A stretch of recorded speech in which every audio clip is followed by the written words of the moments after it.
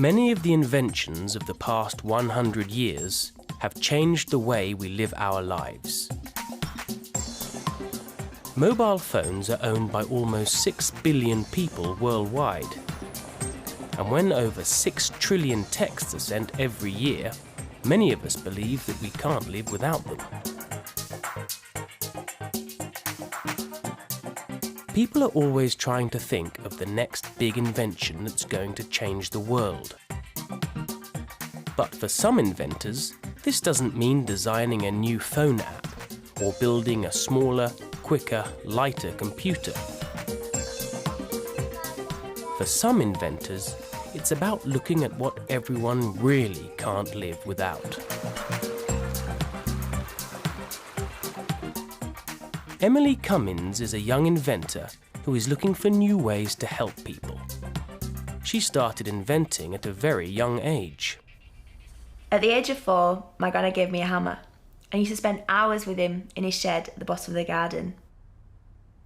As I got older, he would teach me about the different properties of materials and how to use the tools and the machinery in his shed. While she was still at school, Emily designed a new type of fridge. But her fridge doesn't look like the ones that most of us have in our kitchens. It's designed to be used in areas where there isn't any electricity. I spent a lot of time researching how to redesign the refrigerator.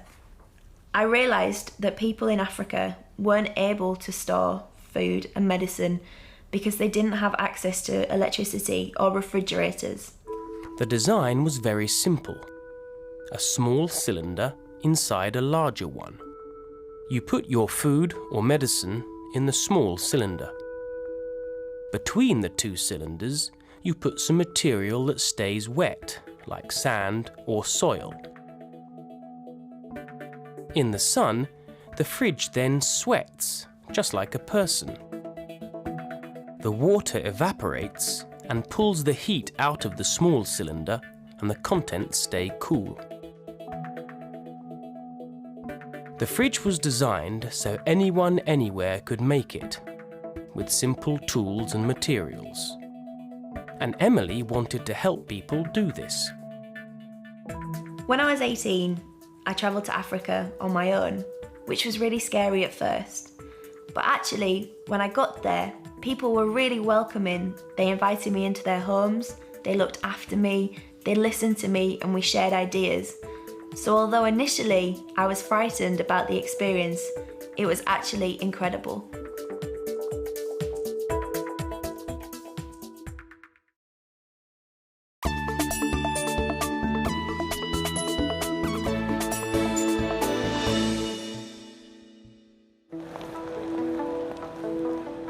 It is estimated that about 60% of the world's population need eyeglasses to see clearly. Everyone should have their eyes checked regularly by an eye care professional. But in parts of Africa, there's only one eye care professional for 8 million of the population. If you can't see, you might not be able to read or drive or even work. Josh Silver is a professor of physics. He invented a new kind of eyeglasses to solve this problem. These eyeglasses are rather interesting, rather special in a way. I call them adaptive eyeglasses, and I will demonstrate them for you. The eyeglasses work by adding liquid to the lenses. I want to see clearly in the distance. I'm covering up one eye. I'm adjusting the lens in the other eye until I've got nice clear vision. I then do the same with the other eye, and there we are. Right, I can now see clearly in the distance. So these glasses have the interesting feature that I can change each lens so as to suit my vision and get clear vision. When you go through this correction procedure and you get the eyeglasses set to your vision, you don't wear them like that. You do up the screws on this frame and you cut off the adjusters And then you end up with this, which you can wear. And this is my pair. And there are about 40,000 or so of these in use now in about 20 countries. It's taken Josh over 20 years of research to develop these eyeglasses. He travelled to Africa to see how his eyeglasses could help people. Henry A.J. Mensah was the first person to get a pair of Josh's eyeglasses. Shall we try the glasses and see if that helps you with threading it? Henry was a tailor in a small village in Ghana. He needed good eyesight to do his job making clothes. Can you see more clearly? But his eyesight was getting worse. Ah, did it immediately, so it works. He was trying to thread a needle and he couldn't. And he put these on, he adjusted them, and he just threaded the needle immediately. And what he did was he then started operating his sewing machine much faster. Thank you. This experience proved that Josh's eyeglasses can work.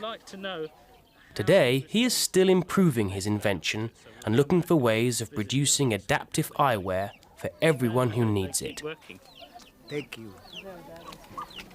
My motivation for the work is to see those billions of people that need eyewear get it.